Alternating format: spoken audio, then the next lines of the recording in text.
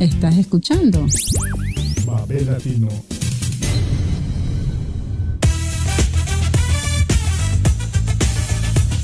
Babel Latino, en este tiempo de renacer, presenta Raíz Libre con Andrea Fernanda León.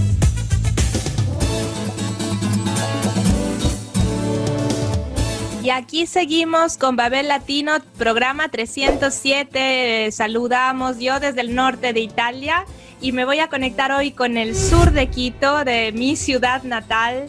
Es un placer estar con Roberto Pérez. Como inciso voy a decir simplemente que esta entrevista y este tipo de entrevistas de conexiones son los que precisamente nos mandan adelante, nos motivan para seguir haciendo nuestro programa, para que nuestra plataforma siga viva, siga activa.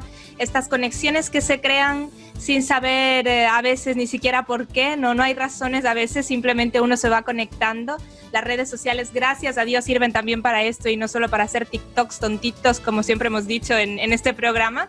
Entonces, Roberto, bienvenido a Raíz Libre, bienvenido a Babel Latino, con muchísimas ganas de escucharte y de que nos cuentes un poquito quién eres y cómo así decidiste escribirnos ese mensaje. Bueno, buenos días, muchas gracias por la oportunidad que me han dado Raíz Libre y Babel Latino. Janet, muchas gracias. Contigo me comuniqué primeramente vía Instagram.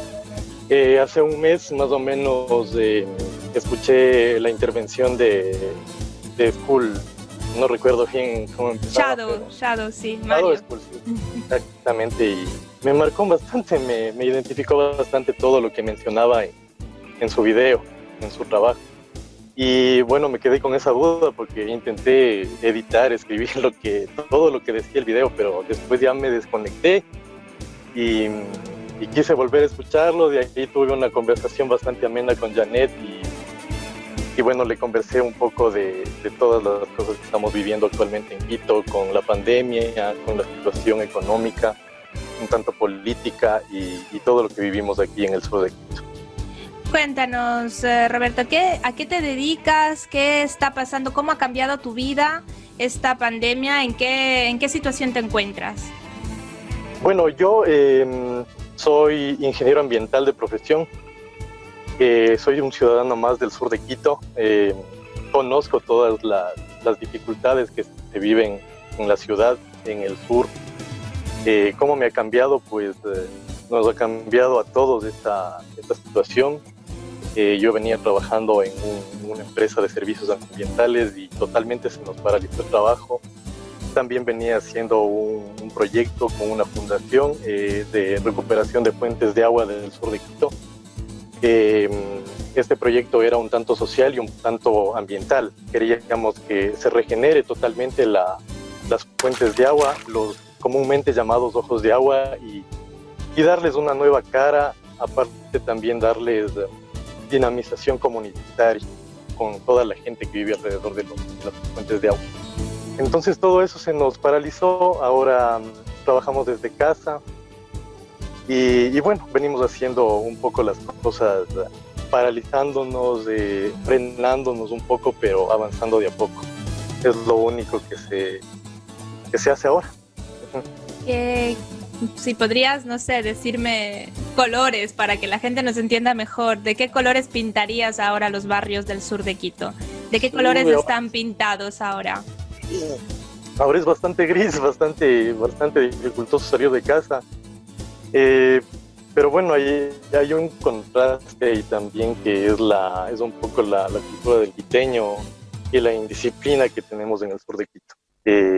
Ha habido un repunte de los casos de coronavirus y es un poco por la indisciplina que tenemos, por no acatar las medidas de bioseguridad y por el quemiportismo que tenemos muchas veces. Yo creo que esto ha dificultado las cosas y ahora es un poco más complicado que antes, incluso más complicado que en abril. En abril Guayaquil tenía este problema, pero ahora se ha trasladado a Quito. Quito ahora es el epicentro de la pandemia y más aún el sur de Quito, aquí se concentran más contagios.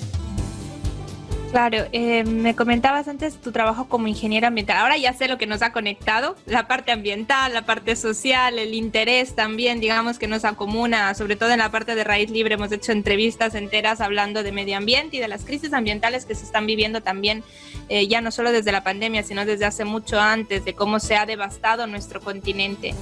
Y en este sentido, ¿tú crees que se pueda, después de, si es que a ver, algún día pasa, porque va a pasar, yo siempre digo, esto no va a ser eterno, no se sabe cuándo y no se sabe cómo, pero llegaremos a un punto donde esto pase, que hay una nueva esperanza, que la gente haya aprendido algo? ¿Tienes la sensación de que nos va a cambiar para mejor, para peor? ¿Tienes o no tienes ninguna esperanza? No, yo creo que sí, pero el cambio empieza por nosotros, por comprender las cosas. No solo por la situación que vivimos ahora, sino por el deseo que tengamos de cambiar.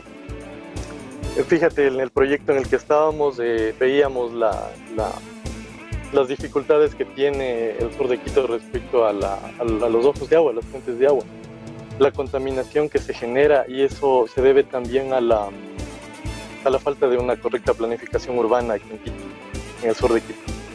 Este es el problema, pero también es un poco la cultura que tenemos. No tenemos ese deseo de cambiar para bien. Nos falta un poco eso, y a pesar de que el sur de Quito tiene gente muy trabajadora, muy emprendedora, si se podría decir también, pero nos falta un tanto ese deseo de cambiar, ese deseo de hacer bien las cosas, de tener normas, de vivir en comunidad, pero con respeto entre nosotros y con respeto a la naturaleza.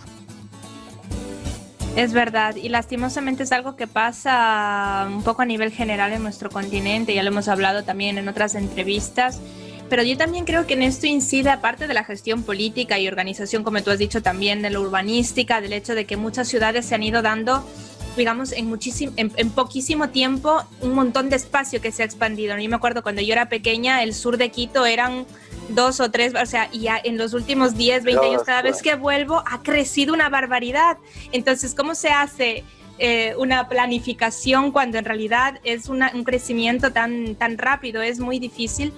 Y quería preguntarte, ya no sé si nos salimos un poco ¿cuál es tu opinión desde el punto de vista de la gestión política, no solo ya de la crisis, sino de lo que está pasando allí en Ecuador, desde digamos, es un poco indiferencia, abandono desde los casos de corrupción? Escuchamos tantas cosas, pero nos gusta escuchar a cada persona que nos contacta también sobre este tipo de cosas, porque escucharnos es parte de también crear un debate y abrir, ¿no? Abrir el pensamiento, la cabeza a otro tipo de opiniones, ¿no? Que no sean las nuestras solo como plataforma, sino sobre todo de los que nos siguen.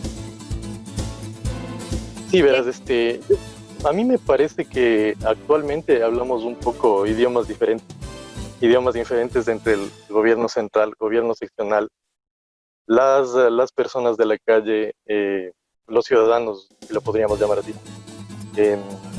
Parece que hablamos idiomas diferentes, porque el gobierno bien dice que estamos con todo bajo control, y por poco decimos que somos un ejemplo en gestión de esta pandemia, hablamos, ¿no? Por otro lado, los gobiernos seccionales se frenan un poco y dicen que no, o sea, estamos complicadísimos. Y también tenemos ese otro punto, que es el ciudadano de a pie, que necesita generar recursos y que se ve obligado a salir. Tenemos ese otro grupo que no entiende la situación en la que vivimos y se dedica a hacer reuniones sociales sin ningún tipo de bioseguridad. Entonces es un poquito complicado que todos hablemos el mismo idioma, y eso hace que se vuelvan más difíciles las cosas, y ha generado este repunte de contagios aquí en Quito. Es verdad, mira, eso ha pasado un poco también acá, en Italia. En un principio habían regiones que tenían una política más rígida y otras, y lo que creo que en este caso, por ahora, porque no se sabe, este virus también es muy desconocido y los médicos ya nos lo han ido avisando varias veces también en nuestras reuniones con los médicos, con los profesionales de la salud, que cada uno ha hecho como lo que ha querido, y lo que aquí ha salvado un poco de verdad es el hecho de que en principio hubieron unas leyes muy severas de aislamiento total, de que uno no podía salir de su casa por casi un mes en toda Italia, y luego el uso de las mascarillas, que aquí se obligó, ahora ya se está un poco más relajando, pero sí fue bastante cumplido. O sea, parece no poco, parece nada, pero en realidad aquí en Italia, por lo menos por ahora, cruzamos los dedos, ha funcionado. Así que damos un poco ese consejo a las personas que nos siguen, que nos escuchan, que a veces parece que no, pero sirve, y que sirve mantener el cuidado por los otros y cuidarse uno mismo también, ¿no? De poder ser portador o de poder coger el virus, porque al fin y al cabo eso nos daña todo el entorno, a la familia, o sea, por eso podemos quejarnos de la parte política, pero luego cuando falta la salud, eso es el problema individual, ¿no? Y yo voy a añadir también un pequeño criterio al respecto. Es el tema de que de un otro modo también la gente, y cuando tú dices, Roberto, pues, en el Ecuador hay un espíritu emprendedor, es porque la gente vive del trabajo informal. Y ese trabajo informal, por más que uno quiera decirles que mira, no estás cumpliendo las medidas tiene que salir, tienen familias que necesitan alimentarse día a día, que se vive del día a día. Una de las cosas diferentes, pese a que igual la crisis aquí está desmoronando todo lo que puede ser la economía, sin embargo aquí hay, como digo yo, generalmente hay amortiguadores, no es que resuelven, pero por lo menos la gente con menos recursos se ha podido quedar en casa porque ha tenido una posibilidad mínima económica que por lo menos en estos meses ha creado un mínimo de decir quédate en casa. De todos modos, el sueldo, así sea reducido, te va a llegar, o va a ser un mínimo base de emergencia, incluso para los emprendedores. ¿Qué es lo que falta? Y ahí sí es un tema político. En cambio, en el Ecuador, lo que se ha hecho es quitar miles de trabajos, de despedir, o sea, medidas completamente que ya no se darían en sistemas democráticos y de avanzada. Entonces, sin lugar a dudas, hablamos otros idiomas, o sea, no nos logramos entender con un poder político que solo se enriquece, porque más que nunca en América Latina se ve la brecha social. Los ricos con esta pandemia se enriquecen y los pobres, las grandes mayorías, pues sin empleo, viviendo ni la olla común. Entonces esas cosas también, eso no quita que lo que tú decías, por encima de todo y cualquier cosa es la salud y la familia, y esa hay que defenderla así sea con un plato al día. El tema, y lo que hemos dicho, es que no podemos esperar que los gobiernos nos protejan, sobre todo en América Latina. Hay que protegerse uno mismo, porque el día de mañana en el hospital no va a haber espacio y no va a haber atención y no van a haber recursos. Entonces, si no somos nosotros los primeros en tomar conciencia de ese cuidado personal y colectivo a la vez, vamos un poco al acabose. Entonces, ese mensaje sí es importante transmitirlo, así como es importante, obviamente, hablar del hecho de que el desmadre político que se vive en nuestro continente da verdaderamente, no digo ya ni vergüenza, o sea, de inconformidad. Dices, ¿cómo puede ser que existan personas que se llamen a sí mismos políticos y que tomen ese tipo de medidas y ese tipo de decisiones? Roberto, no sé si quieres dejarnos algún mensaje más. De momento vamos a agradecerte, dentro de poco vamos a poner un poco de música, y de verdad muchísimas gracias por haber interactuado. Las próximas veces que quieras participar, si tienes, también podremos hablar del proyecto del agua, que a mí me parece una de las recursos, o sea, ahondar en eso, porque hemos hablado también con representantes en Colombia. En fin, sabemos que el agua va a ser el próximo, digamos, seguramente las próximas guerras serán por el agua, y el hecho de que ambientalistas, que personas que se dedican a ello nos ayuden a comprender mejor también el funcionamiento y el cuidado del agua es muy importante. Así que muchísimas gracias. Y Roberto nos ha dicho que es apasionado de la radio, por tanto ya tenemos un nuevo colaborador. Dilo, Roberto. Cuando ustedes me digan, pues yo les apoyo, no hay ningún problema. Sí, muchísimas gracias, Roberto, y déjanos un mensaje. Claro, bueno, a pesar de que los tiempos sean duros y sean difíciles, yo creo que hay que tener esperanza, hay que tener fe en que todos estos aspectos negativos van a cambiar, y que también el cambio empieza por nosotros. El cambio empieza por nosotros, empieza por hacer bien las cosas, empieza por trabajar lo mejor que podamos cada uno desde nuestra trinchera. hacer lo mejor que podamos y cuidar nuestra salud. Creo que esto es lo importante. Sin salud creo que no se puede hacer nada. Y les agradezco mucho por la oportunidad que me han dado de conversar con ustedes. Ha sido muy, muy chévere hablar con ustedes y conocerles en vivo, si no es en persona. En persona la próxima que podamos volver a Ecuador. Muchísimas gracias, Roberto. O que vengas. Claro, también. Rompiendo fronteras. Un beso. Gracias, Roberto. Gracias. Muchas gracias, Roberto. Hasta la próxima. Gracias.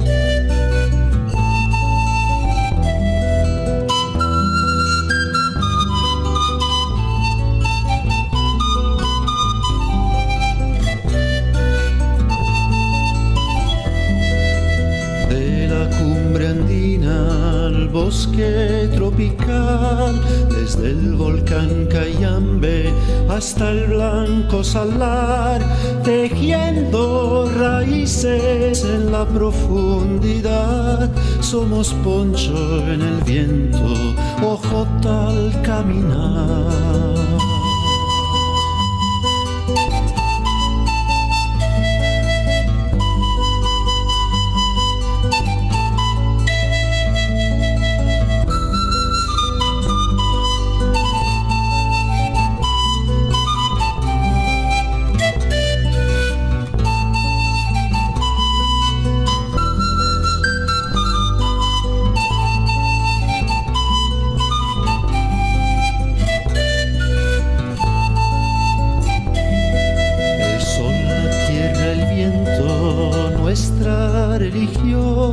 Nuestro evangelio, el monte, misterio vegetal, sagrada Pachamama, Madre Universal. Los apus milenarios son nuestra catedral, sagrada Pachamama, Madre Universal. Nuestro evangelio, el monte, misterio vegetal.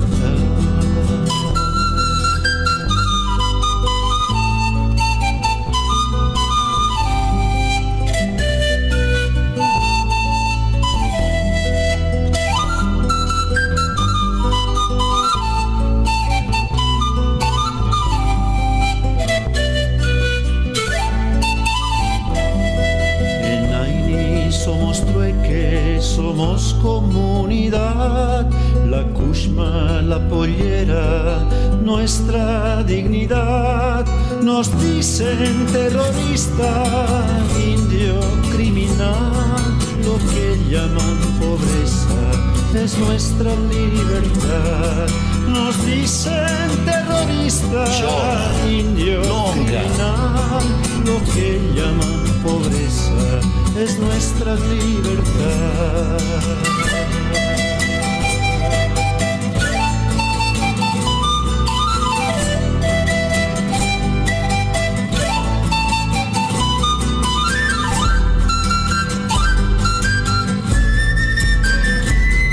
El sol, la tierra, el viento, nuestra identidad. Somos poncho en el viento, jota al caminar, desde el volcán Cayambe hasta el blanco salar.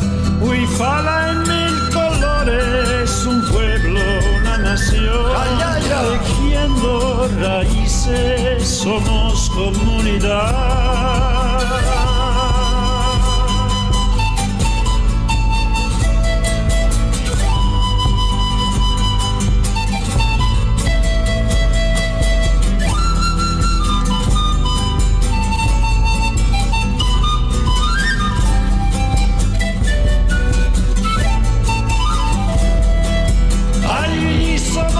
Todos un sueño, una ilusión, no nos pertenece tu falsa religión.